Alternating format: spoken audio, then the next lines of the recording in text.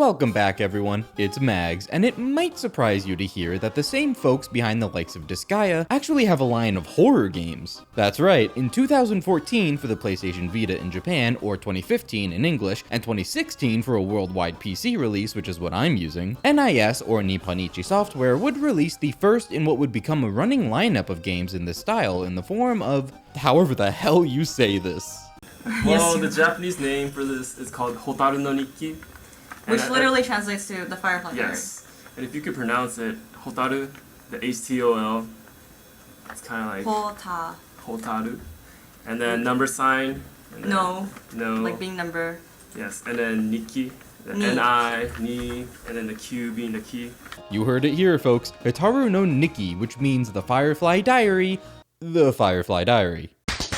It's probably debatable as to whether this can really be called a horror game, and I'm absolutely not well versed in the genre, but it is, at the very least, creepy and atmospheric. First and foremost though, this is a puzzle game. It revolves around a girl named Mion who wakes up in this eerie industrial setting, and your job is to help her escape. You don't control her directly though, you instead control a little firefly that Mion will follow. Move it to the right of Mion, Mion will walk to the right. Move it above her in front of a ladder, she'll climb the ladder, or go on top of the box, or by moving the firefly downward, let go of the box. Every action Mion performs is directly from the firefly's position, meaning you really need to watch yourself sometimes, as this can get pretty unintuitive. You'll move your firefly to do something, completely forgetting that Mion will follow, and blindly walk into a buzzsaw, which is admittedly pretty funny. Although you can select Mion with the firefly to make her sit down and not follow you when you actually remember to do so. Additionally, there's the shadow mechanic. At any time, you can turn your firefly into a shadow firefly and move across the silhouettes of any object or shadow on the screen. This serves as a way to specially interact with objects and make them do things from a distance, activating levers, shooting seeds out of these plants, using hydraulic presses on command to reset their cycle into something more favorable. You'll be using this constantly to see what you can interact with. Many of the puzzles involve lining up objects in a certain way to allow you to move across them with the shadow firefly and activate a specific point, which I found really neat. Chapters are made up of 3 main stages with maybe a few puzzle sections each before a big boss fight.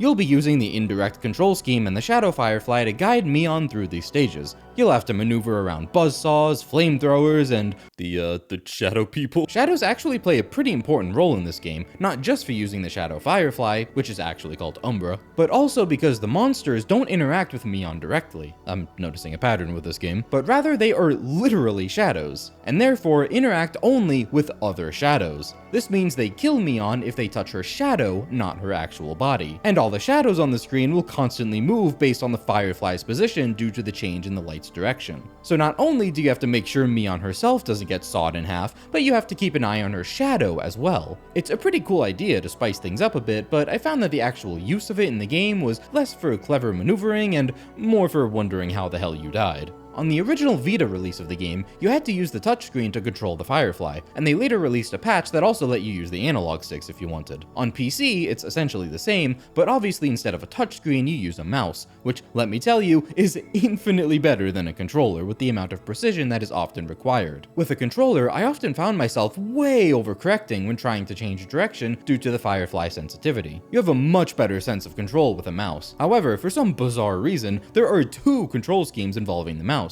and keyboard, or mouse only. Mouse and keyboard actually only has 1 keyboard command, and that is using the escape key to pause. Everything else is still done with the mouse. Most importantly, you just right-click to go into shadow mode, which is perfect. With mouse only, however, the control scheme still manages to be totally different. Instead of right-clicking to go into shadow mode, you need to manually click a button at the very top of the screen, which is so wildly inconvenient, and the same is true for pausing the game. It seems like with mouse only, it wasn't really about the keyboard, they just wanted a control scheme that didn't use any of the other mouse buttons besides left click. So that's there, but mouse and keyboard is absolutely the way to go. Maybe mouse only would be more useful for people using trackpads that are hard to right click with, so to the 3 people playing htoL no Nikki in the corner of the local coffee shop, I salute you. I'd be lying if I said I didn't go into shadow mode by accident more than once while carefully concentrating and relaxing my hand a little too much on the right click, but it is what it is. I quite like these puzzles for the most part. Some of them can get frustrating or require simple trial and error, but they were nonetheless satisfying to figure out and get through. A lot of people seem to take issue with the whole trial and error thing, and I'm not out here trying to defend it, but I genuinely don't think it's that egregious. That, or I wouldn't know a good puzzle game if it slapped me across the face, but I don't know, this moving platform where you go through a bunch of buzzsaws was actually actually pretty cool. Is it purely trial and error trying to find the right timing and positioning to get through them? Absolutely. But it was also pretty satisfying to pull off. And that's a lot of what this game's design is centered around. That's not to say all of them are winners, far from it, which is worth mentioning in a game this short, but the atmospheres and unique ideas on display definitely helped a lot. I can appreciate this game just for that. The checkpoints are also very generous. After nearly every small puzzle segment, the game will autosave, which acts as both a checkpoint upon death and a proper save where even if you close the game entirely, you can start from there as opposed to the beginning of the stage. It made the puzzles a lot more bearable, because I knew once I just clear this one section, I wouldn't have to do it again if it's giving me trouble. Until you go back for achievements or memory fragments, but we'll get there. Of course, a huge part of this game is its atmosphere, and I think it absolutely nails that. The music is carefully crafted to make the environment feel that much more freaky, and the visuals are absolutely stunning. For that alone, this game is great. The CGs at the start of each chapter are especially pretty to look at. There is a story, but it's told very indirectly, as you would expect from a game like this. You kinda just piece it together through the environment, and even then it's not super clear. The uncertainty of everything adds that much more tension to the experience, and it keeps you on the hook through special memory fragments you can find in each stage that give you a little glimpse into Mion's past. They're little bite-sized isometric sections that are absolutely adorable and revolve around Mion and her family. Also, there's a corgi, so I think we can end the video right now. It's a 10 out of 10. Mion herself is also adorable with how expressive she is. It really makes you care about her despite knowing basically nothing about her. I mean, come on, tell me this doesn't make you laugh.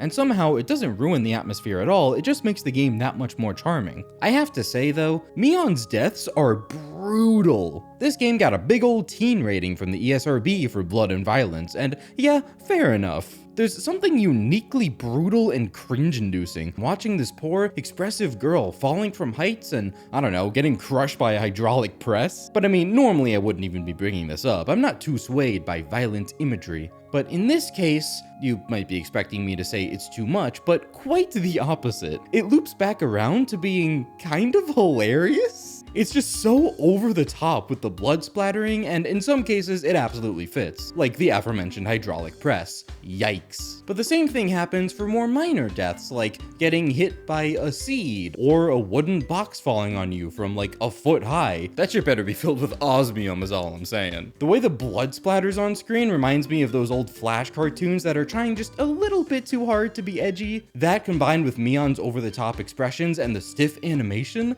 I don't know man, something about it just comes off as comical. Like, am I an insane person for deliberately watching this boulder careen towards Mion just to see what it would look like, and for thinking this is maybe the funniest animation in the game? I should probably stop before I get put on a list somewhere. But as I've alluded to, this game is definitely not perfect. One of the main issues with the game's execution as a whole is the sheer amount of precision required. I mean, for a slow-paced game like this where you control Mion with what is essentially a point-and-click style, you really should not need as perfect of timing as you do. Chapter 3 Stage 2 is a huge offender of this, although it was while I was still using a controller, but it requires you to maneuver Mion in an air shaft in what is essentially a vertical auto-scroller through tight gaps and small platforms to narrowly avoid shadow monsters and other obstacles with reversed controls. If you don't get your pathing just right, you'll be sent headfirst into death. It's not as much of a puzzle as it is a major test of patience. The other issue I found even more egregious is how absolutely unforgiving the game's physics can be. Not necessarily the design of the puzzles themselves or the layout of the stages, but the clear lack of fine-tuning how objects interact to make you not want to bash your own head in with a 4 megaton sledgehammer. There are a strange amount of ways to die and things you need to watch out for that I feel like you really shouldn't in a game like this. And it adds up. A big one, for example, are these plants that shoot seeds. These became the bane of my existence. You need to make them shoot at buttons or switches, or at shadow monsters to kill them, and there are a few different types. Some of them you can aim with the Firefly, but of course their projectiles can kill you as well, so you need to be extremely careful, because not only do these shoot automatically at timed intervals, already making you pay attention to when and where they're aiming at all times, but these things can goddamn ricochet. Do not think you're safe just because its mouth isn't pointed towards you. Comfort is the enemy of survivability. It's like hurling a basketball at a concrete wall 3 feet away. You are going to rock your own shit. Not to mention, the way you control these is by selecting them with the Firefly,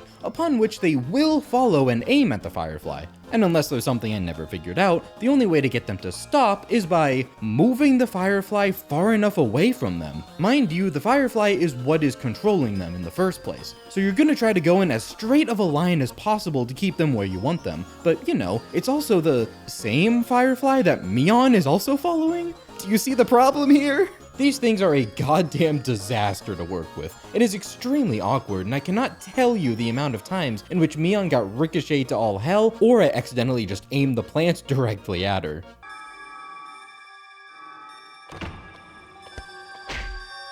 Okay, I probably should be mad, but that was kind of the funniest thing I've ever seen. For all you completionists out there, good luck, because this game has its fair share of annoying achievements. Most are straightforward enough: complete each chapter, get the true ending, find all the memory fragments, but then each individual stage, including the bosses, has a special achievement tied to it for doing something specific in the stage. Beat this boss without dying, watch Mion brutally drown in toxic waste, relatively simple stuff. But some of them have bizarre stipulations that often require you to replay an entire stage every time you fail them, which mostly stems from things like having to do something on your first try. Like this one for clearing the shadow maze at the end of the stage without ever touching the sides. You need to maneuver the Firefly through this obstacle course of sorts where touching the shadows will kill it, so every single time that happens, you need to start the entire stage over and do it all again just to get another shot. This type of design makes many of the achievements pretty painful, and I think it embodies a lot of what's wrong with this game as a whole. And don't even get me started on, I think the core of this game really is fantastic. It's got a unique premise and looks amazing, and I still managed to have a good time with it, but it could have been polished much, much better. Nonetheless, it's cute, the atmosphere is just right, piecing together the story through memory fragments was enticing, and the puzzles, even if they can be frustrating, are admittedly pretty damn cool. Considering it's only $10 on Steam, it is absolutely worth checking out. I've been Mags, and I'll see you in the next one. Peace.